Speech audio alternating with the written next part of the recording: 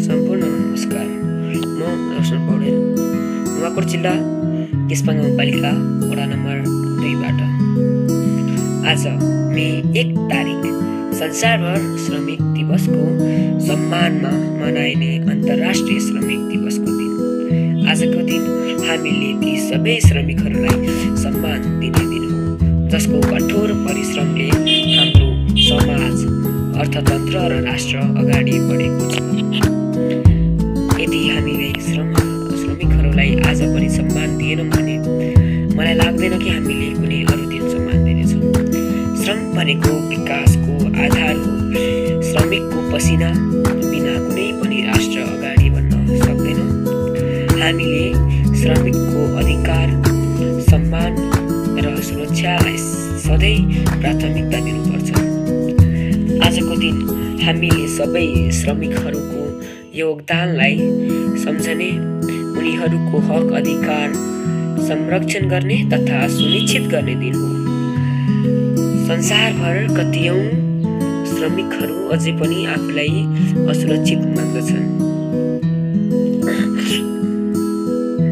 संसारभरका सबै श्रमिकहरूलाई हामीले आज साथमा लिएर अगाडि बढ्नुपर्ने दिन हो। यदि हामीले एक दिन मात्र श्रमिकहरूको सम्मान गर्यौं भने त्यो उनीहरूको सम्मान हुँदैन। हामीले उनीहरूले हामीप्रति देखाएका योगदान सम्झिएर वर्षैभरि उहाँहरूको सम्मान गरेर उहाँहरूलाई सम्झिनुपर्छ।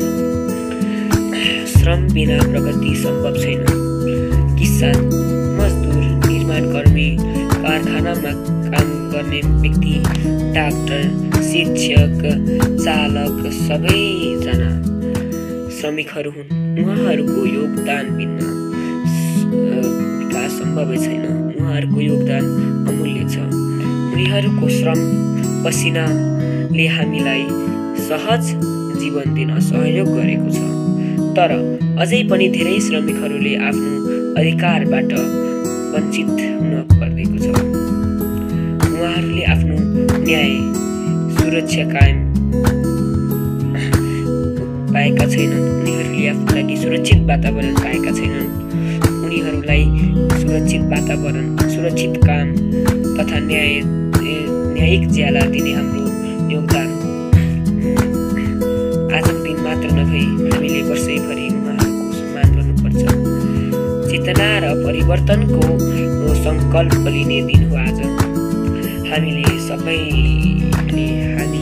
सबैलाई मिलाएर हामी सबैले श्रमिकहरूको सम्मान गर्नुपर्छ। श्रमिकहरूको मूल्य दिनुपर्छ। श्रमिकहरूको मूल्यको मतलब श्रमिकहरूले गरेको श्रमप्रतिको ज्याला होइन। श्रमिकहरूको मूल्यको मतलब श्रमिकहरूले हामीमाथि देखाएका योगदान प्रतिको मूल्य दिनु हो। अन्त्यमा सबै श्रमिक दाजुभाइ तथा दिदीबहिनीलाई श्रमिक दिवसको हार्दिक शुभकामना र आफ्नो आगामी समयको लागि पनि शुभकामना। श्रमिक हुनुहुन्छ त हामी छौँ, श्रमिक हुँदैन त हामी छैनौँ। त्यसैले श्रम